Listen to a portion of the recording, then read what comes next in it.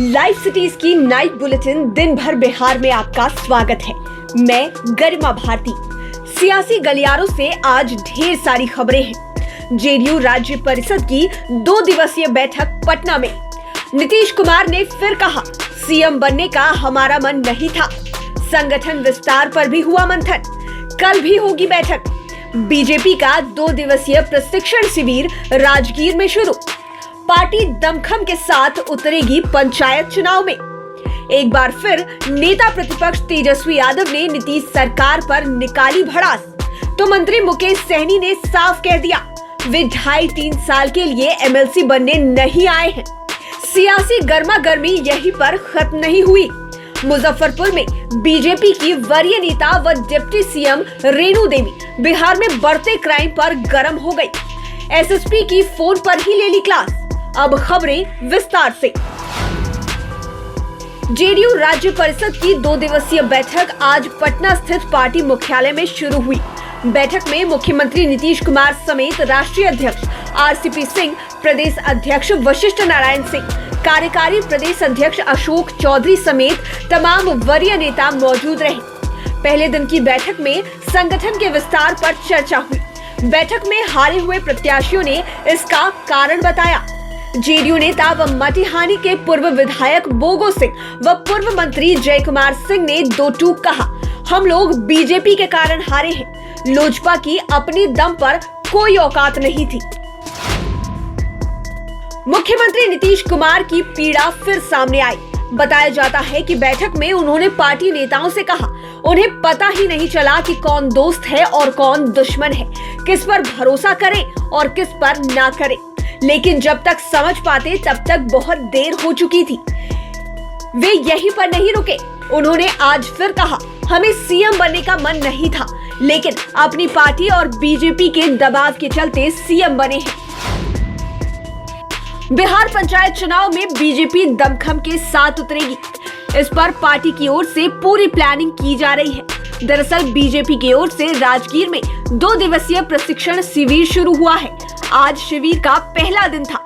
हैदराबाद के निकाय चुनाव के परिणाम से बीजेपी उत्साहित है और अब वह पूरी प्लानिंग के साथ बिहार के पंचायत चुनाव में उतरना चाहती है। इसका सबसे बड़ा पार्ट कैंडिडेट का चयन होगा। प्रशिक्षण शिविर में बीजेपी नेताओं ने साफ साफ कहा, इस चुनाव में दलों की दूरियां मिटाकर पार्टी राष्ट्रवादी कैंडिडेट उतारेगी।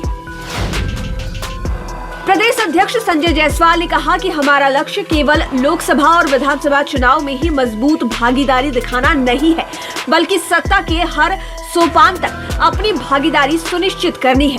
पार्टी ग्राम पंचायत, पंचायत समिति और जिला परिषद हर जगह अपनी मजबूत स्थिति दर्ज कराएगी। प्रशिक्षण शिविर में प्रदेश अध्यक्ष संजय जायसवाल के अलावे प्रदेश प्रभारी भूपेंद्र यादव, पूर्व केंद्रीय मंत्री राधा मोहन सिंह, राष्ट्रीय सचिव हरीश द्विवेदी सहित अन्य लोग मौजूद रहे। रविवार को इस शिविर का समापन होगा। पशु एवं मत्स्य संसाधन मंत्री मुकेश सहनी ने साफ कह दिया कि 2.5-3 साल के लिए एमएलसी बनने नहीं आया हूँ। दरअसल चर्चा चल रही है कि सुशील मोदी व विनोद नारायण झा की खाली सीट में किसी एक पर मुकेश सहनी को बीजेपी भेज सकती है। इसी को लेकर आज मीडिया ने मुकेश सहनी को घेरा।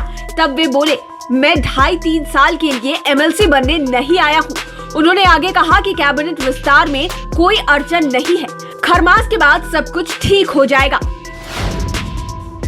बिहार में कैबिनेट विस्तार अब तक नहीं होने को लेकर नेता प्रतिपक्ष तेजस्वी यादव ने सीधा हमला किया।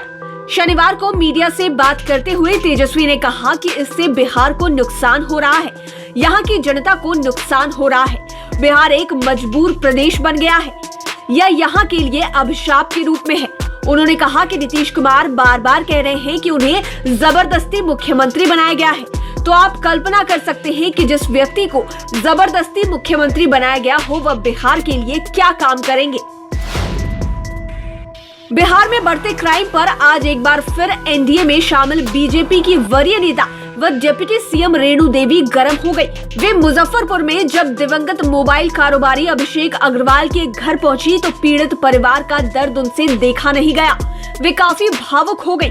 डिप्टी सीएम रेणु देवी ने सीधे मुजफ्फरपुर एसएसपी जयकांत को फोन लगा दिया। उन्होंने फोन पर एसएसपी को सब कुछ सुना दिया। कहा, एसएसपी साहब क्या हो रहा है?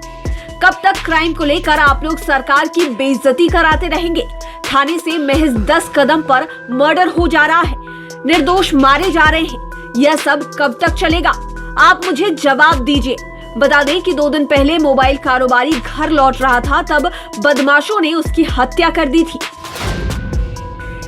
और अंत में सुखद खबर, कोरोना वैक्सीन का इंतजार खत्म हुआ, अब टीके की बारी। केंद्र सरकार ने शनिवार को बड़ा ऐलान किया है।